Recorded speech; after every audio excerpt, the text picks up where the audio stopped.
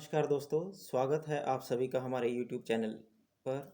और आज इस चैनल पर हम एक नया वीडियो लेकर आए हैं। इस वीडियो के माध्यम से हम आपको बताएंगे कि जो डिफेंस में काम करने वाले स्टाफ हैं, डिफेंस सिविलियन स्टाफ हैं, जो अलग अलग फॉर्मेशंस में काम कर रहे हैं, उनका ट्रांसफ़र कैसे होता है, वो इस वीडियो के माध्यम से हम आज चर्चा करेंगे। और इस वीडियो को अंत तक ज़रूर देखें, तभी आपको इसका पूरा प्रोसेस पता चल पाएगा कि जो डिफेंस सिविलियन स्टाफ हैं, डिफेंस के अंडर काम करने वाले, चाहे वो आर्मी, एयरफोर्स, नेवी, तीनों सेनाओं में काम करने वाले जो डिफेंस सिविलियन स्टाफ हैं, वो अपना ट्रांसफ़र कैसे करवा पाएंगे। वो इस वीडियो को पूरा देखें और पूरा देखने में ही आपको पता चल जाएगा कि वो अपना ट्रांसफ़र कैसे करवा पाएंगे। तो इस वीडियो को शुरू करने से पहले आपसे एक रिक्वेस्ट है कि हमारे चैनल को आप ज़्यादा से ज़्यादा सब्सक्राइब कर लें और इस वीडियो को लाइक व शेयर ज़रूर करें। यदि आपको कोई इस वीडियो से संबंधित कोई कमेंट होंगे, वो हमारे कमेंट सेक्शन में ज़रूर छोड़ें। चलिए दोस्तों, आज की वीडियो शुरू करते हैं और आपको बताते हैं कि जो आर्मी ऑर्डर नंबर दो जो 22/2001 है, जो कि आपकी वीडियो स्क्रीन पर भी अब दिखाई पड़ रहा होगा। इसका पहला पेज के ऊपर army order number 22/2001 adjutant general branch का ये जारी किया हुआ है। इसके तहत ही सभी डिफेंस सिविलियन कर्मचारी, चाहे वो आर्मी, एयरफोर्स या नेवी की फॉर्मेशंस में काम कर रहे हैं, तीनों फॉर्मेशंस में काम करने वाले कर्मचारी हों, चाहे वो एमईएस में काम करने वाले कर्मचारी हैं, सभी की जो ट्रांसफ़र है वो इस आर्मी ऑर्डर 22/2001 के तहत की जाती हैं। जो ये आपको कहीं किसी प्रकार का कोई डाउट ना हो, इसलिए हम आपको ये स्कोप दिखा देते हैं कि आर्मी ऑर्डर किन किन कर्मचारियों के ऊपर लागू होता है, जो कि आपकी वीडियो स्क्रीन पर भी अब पीली पट्टी में दिखाई पड़ रहा होगा। These orders are applicable to all regular civilian employed in unit and formation of Army, Navy, Air Force, inter-service organizations, other defense establishment under the control of रक्षा मंत्रालय। यानी कि यह इसका स्कोप जो है आर्मी ऑर्डर का, ये तीनों सेनाओं के अंदर काम करने वाले जो डिफेंस सिविलियन स्टाफ हैं, सभी इसके तहत ही आपकी ट्रांसफ़र होती है। इस नियम के तहत ही आपकी ट्रांसफ़र होती है। चलिए अब आपको बताते हैं कि जो आपकी कंपैशनेट ग्राउंड पर, मेडिकल ग्राउंड पर आपकी जो ट्रांसफ़र होती है वो कैसे कैसे होती है और उसका क्या क्या स्टेप रहेगा। पूरे स्टेप जानने के लिए आप वीडियो को ज़रूर अंत तक ज़रूर देखते रहें, तभी आपको पता चल पाएगा कि ट्रांसफ़र के लिए आपने कैसे एप्लीकेशन देनी है और क्या क्या उसके लिए स्टेप रहेंगे, और ट्रांसफ़र आप किन आधार पर, क्या रीज़न देकर आप अपना ट्रांसफ़र करवा सकते हैं।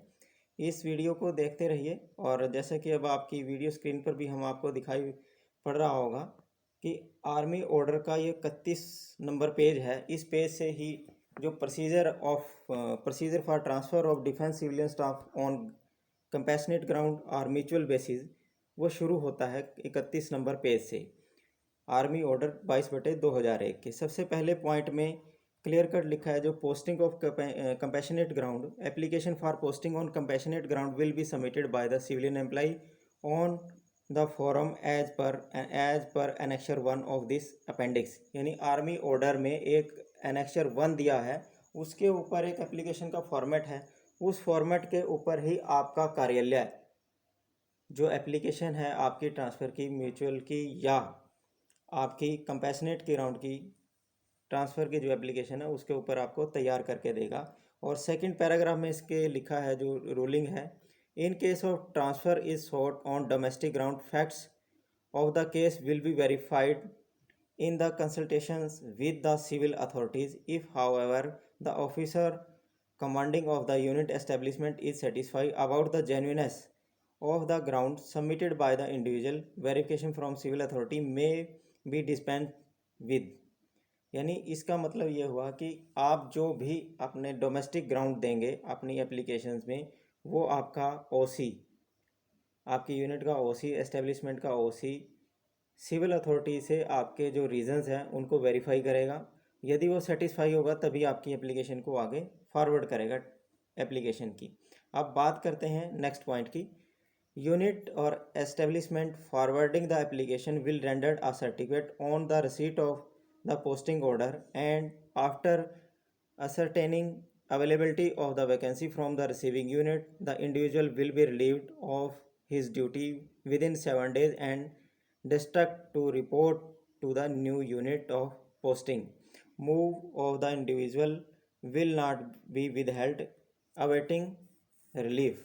यानी इस पहरे का मतलब ये हुआ कि जब आपके पोस्टिंग एप्लीकेशन जब फॉरवर्ड कर देंगे, एस्टेब्लिशमेंट फॉरवर्ड कर देगा, उस फॉरवर्ड करेगा आपकी एप्लीकेशन, आपका ऑफिस, आपकी यूनिट एस्टेब्लिशमेंट जब भी आपकी पोस्टिंग की, म्यूचुअल की या कंपैशनेट ग्राउंड की आपकी एप्लीकेशन को फॉरवर्ड करेगा, तो उसमें क्लियर कट एक सर्टिफिकेट देगा कि जब पोस्टिंग के ऑर्डर इस कर्मचारी के यूनिट में पहुंच जाएंगे तो वो उसको नई यूनिट से वैकेंसी को कंफर्म करने के बाद विद इन 7 डेज कर्मचारी को उसकी ड्यूटी से रिलीव कर देगा और नई यूनिट में भेज देगा।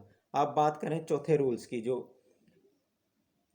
Application from individual borne on the common zone command corps service roster will be forwarded to zone command record office concerned or controlling branch directorate as case may be.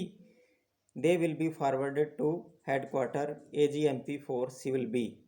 यानी इसका मतलब ये हुआ, यदि आप किसी भी यूनिट और एस्टेब्लिशमेंट में काम करते हैं, वह कमांड, वह यूनिट आपकी कोर को एप्लीकेशन फॉरवर्ड करेगी और कोर आपके कमांड कंसर्न, जो आपकी कमांड लगती होगी, पांचों कमांडों में से जो भी आपकी कमांड लगती है उस कमांड को फॉरवर्ड करेगी और कमांड आपके जो आपका हेड ऑफिस होगा आर्मी हेडक्वार्टर में, जिस भी ब्रांच के अंडर आप आते होंगे वहाँ फॉरवर्ड करेगा।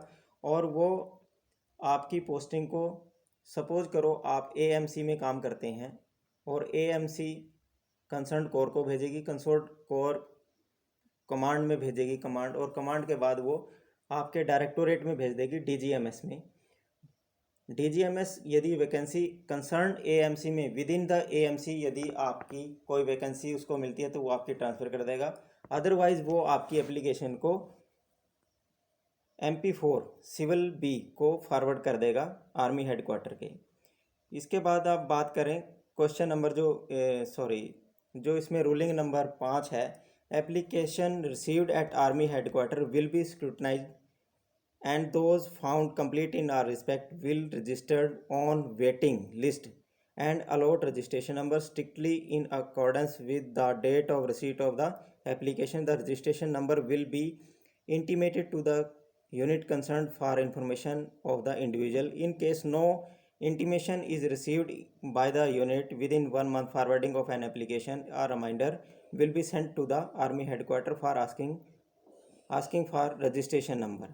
इस पहरे का मतलब ये हुआ कि आपकी एप्लीकेशन जब आर्मी हेडक्वार्टर में ट्रांसफ़र के लिए रिसीव हो जाएगी तो वो आपका और आपकी application complete in all respect होगी, मतलब आपके डॉक्यूमेंट कंप्लीट होंगे, तब वो आपको स्क्रूटनाइज किया जाएगा और जिस डेट को वो रिसीव हुए उस डेट की सीनियरिटी के मुताबिक आपको एक रजिस्ट्रेशन नंबर दे दिया जाएगा और उस रजिस्ट्रेशन नंबर को आपकी कंसर्न यूनिट फॉर्मेशन में भेज दिया जाएगा ताकि कर्मचारी को पता चल जाए कि आपका वेटिंग लिस्ट में कितना नंबर है, ट्रांसफ़र के लिए आपका कितना नंबर है। इसके बाद यदि आपका कोई वेटिंग लिस्ट का रजिस्ट्रेशन नंबर नहीं आता, जो ट्रांसफ़र की सीनियरिटी लिस्ट MP4 में तैयार की जाती है, यदि उसका आपके पास कोई रजिस्ट्रेशन नंबर नहीं मिलता तो आपकी फॉर्मेशन यूनिट आर्मी हेडक्वार्टर को दोबारा से आपका जो रजिस्ट्रेशन नंबर है ट्रांसफ़र के लिए वो पूछने के लिए एक पत्र लिख सकती है। इसी प्रकार जो इस रूल के 6ठे पॉइंट में बताया गया है, all cases will be treated alike and a person whose application is accepted and registered first will be placed senior to another person but on the waiting list subsequently.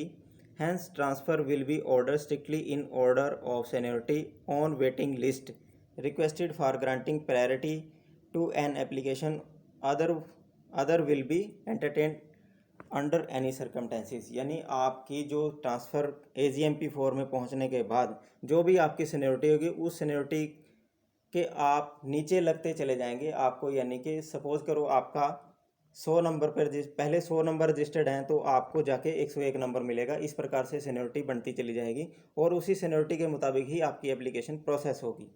इसके बाद जो point number 7 में बताया गया है, implementation of transfer of an individual to any of the station of his choice is dependent availability of vacancy his turn, reminder to expedited transfer or query regarding position of application applicant are therefore not fulfilled and need not be sent। यानी बार बार individual इस बारे में correspondence नहीं करेगा कि आपकी vacancy वहाँ खाली है तो मेरी ट्रांसफ़र वहाँ कर दीजिए। पॉइंट नंबर 8 में बताया गया application who gave more than one station as their choice for transfer are consider against any one of those station where a vacancy become available on their turn according to the waiting list. Registration is not made in any order of preference of station, hence ground for compassion case in exist one the transfer is ordered to any one of the station of choice. In case the transfer is not accepted, the posting order will be cancelled and the name of individual deleted from waiting list. In case person is still desirous of posting to a station other than one to each posted earlier, he will be board on the waiting list of fresh from the date of receipt of fresh application. यानी जो आप इस पहरे का मतलब आपको ये हुआ कि इस ऑर्डर के मुताबिक यदि आप 3 स्टेशन चॉइस के 3 स्टेशन देते हैं और चॉइस के 3 स्टेशन में आप अपने 3 चॉइस के जो स्टेशन देते हैं जहां पोस्टिंग आपने करवानी है, उस स्टेशन पर फर्स्ट स्टेशन पर सपोज करो वो आपको फर्स्ट स्टेशन पर आपको वो पोस्टिंग ना देकर थर्ड स्टेशन पर आपको दे देते हैं और आप उस थर्ड स्टेशन पे ज्वाइन नहीं करना चाहते, तो आप अपनी एप्लीकेशन को कैंसिल करवा सकते हैं और फ्रेश एप्लीकेशन फर्स्ट के लिए फाइल कर आप अपनी एप्लीकेशन को दोबारा से रिवाइव करा सकते हैं। इसी प्रकार जो ट्रांसफ़र ऑन म्यूचुअल बेसिस होती हैं, म्यूचुअल बेसिस पे जो ट्रांसफ़र होती हैं, application for transfer on mutual basis will be submitted on the form as per annexure 2 to the appendix and will be forwarded to army headquarters AGMP4 in the same manner as application transfer on compassionate ground। यदि आप अपने mutual basis पे जो transfer करवाना चाहते हैं उसके लिए इस आर्मी ऑर्डर के एनेक्सर 2 पर एप्लीकेशन का परफॉर्मा दिया गया है आपका कार्यालय, उस एनेक्सर 2 के मुताबिक आपकी एप्लीकेशन तैयार करके आर्मी हेडक्वार्टर के MP4 सिविल बी में भेजेगा। ठीक उसी तरह भेजेगा जैसे कंपैशनेट ग्राउंड की एप्लीकेशन फॉरवर्ड की जाती है। Application for mutual transfer can also be submitted for reason other than compassionate. No clarification. जो आपकी म्यूचुअल की ट्रांसफ़र होगी उसके लिए भी आपको कंपैशनेट ग्राउंड की तरह ही आपको रीज़न उसके अंदर देना पड़ेगा। अब बात करते हैं आर्मी ऑर्डर के जो ट्रांसफ़र का नियम है म्यूचुअल का और कंपैशनेट, उसका पॉइंट नंबर 11 की। The provision are applicable only to the grade post in which direct recruitment is made. Compassionate posting in promotional grade post is not permissible under this order. यानी जो mutual posting के लिए आप posting करवाना चाहते हैं, जो डिफेंस सिविलियन, उनकी जो ट्रांसफ़र है वो सेम ग्रेड और सेम पोस्ट जिसमें उसकी डायरेक्ट रिक्रूटमेंट हुई है, जिसकी कर्मचारी की डायरेक्ट रिक्रूटमेंट जिस कैडर में हुई है, जिस ग्रेड में हुई है, जिस पोस्ट पर हुई है, सेम उसी पोस्ट के साथ ही आपका म्यूचुअल हो पाएगा अदर इन ऑर्डर्स के मुताबिक। और जो प्रमोशन की पोस्ट पर पहुंच गए हैं उनका पोस्टिंग ऑर्डर म्यूचुअल बेसिस पे नहीं हो पाएगा। अब बात करते हैं अगले पॉइंट की, जो इसमें महत्वपूर्ण पॉइंट हैं। If an individual after his application has been forwarded to army headquarter and rendered surplus, the fact will be initiated to army headquarter immediately. Similarly, individual is subsequently not desirous of his transfer, requested for withdrawal of application will be forwarded to army headquarters without any delay। इस पहरे का मतलब है यदि कोई कर्मचारी अपनी application transfer के लिए फॉरवर्ड कर देता है आर्मी हेडक्वार्टर में और उसके बाद वो सरप्लस हो जाता है, ये फैक्ट आपकी यूनिट द्वारा, आपकी फॉर्मेशन द्वारा जल्द से जल्द आर्मी हेडक्वार्टर को बताए जाएंगे कि ये कर्मचारी सरप्लस हो गया है। और इसकी जो विड्रॉल है, जो इसकी रिक्वेस्ट है वो विड्रॉल करना चाहता है, विड्रॉल की एप्लीकेशन आपकी जो आर्मी हेडक्वार्टर को विदाउट एनी डिले फॉरवर्ड की जाएगी। ठीक इसी प्रकार जो इसका पॉइंट नंबर 14 है, इसमें क्लियर कट बताया गया है, no application for posting from one unit to other unit in same station will normally be entertain. यानी आप एक स्टेशन पर काम करते हुए, एक स्टेशन पर सपोज करो 2 यूनिट हैं, आप उसी स्टेशन पर यूनिट चेंज करने के लिए आप अपनी ट्रांसफ़र की एप्लीकेशन नहीं देंगे और वो एंटरटेनमेंट भी आर्मी हेडक्वार्टर द्वारा नहीं की जाएगी। इन स्पेशल सर्कमटेंसेस, किसी स्पेशल केस में, however such application may be forwarded to army headquarters for consideration, explaining in detail circumstances, special treatment. किसी भी विशेष परिस्थितियों में यह आपकी एप्लीकेशन, यदि आप सेम स्टेशन पर आपकी यूनिट चेंज करना चाहते हैं तो वो आपका रीज़न को एक्सप्लेन करते हुए आपकी एप्लीकेशन आर्मी हेडक्वार्टर को भेजी जाएगी। आपको विद एप्लीकेशन में, उस एप्लीकेशन में रीज़न एक्सप्लेन करना पड़ेगा। अब आ जाता है इस आर्मी हेडक्वार्टर का जो आर्मी ऑर्डर 22/2001 है डिफेंस सिविलियन स्टाफ के लिए, जो रूल नंबर 15 है, इसमें क्लियर कट सभी के लिए लिखा गया है कि no application will be withheld on ground that individual has not completed any specific period of service in this unit. किसी भी कर्मचारी की एप्लीकेशन विदहेल्ड यानी रोकी नहीं जाएगी, इस ग्राउंड पर नहीं रोकी जाएगी कि कर्मचारी ने कोई स्पेसिफिक पीरियड है यूनिट में पूरा नहीं किया गया है। सपोज करो आपका प्रोबेशन पीरियड है, आप प्रोबेशन पीरियड का, यदि आपका कमांडिंग ऑफिसर या सीओ या ओसी आपका कहता है कि आपका अभी प्रोबेशन पीरियड भी कंप्लीट नहीं हुआ है, वो पीरियड कंप्लीट करने के बाद ही आप एप्लीकेशन लगा सकते हैं ट्रांसफ़र की, वो गलत है। इस रीज़न के मुताबिक आपकी एप्लीकेशन को रोका नहीं जा सकता, ये क्लियर कट इसमें लिखा हुआ है। In case a person has been transferred to a station of choice, his request for further transfer from that station will not normally be treated except in special circumstances, and that too only after he has served at this station for a period of 3 years।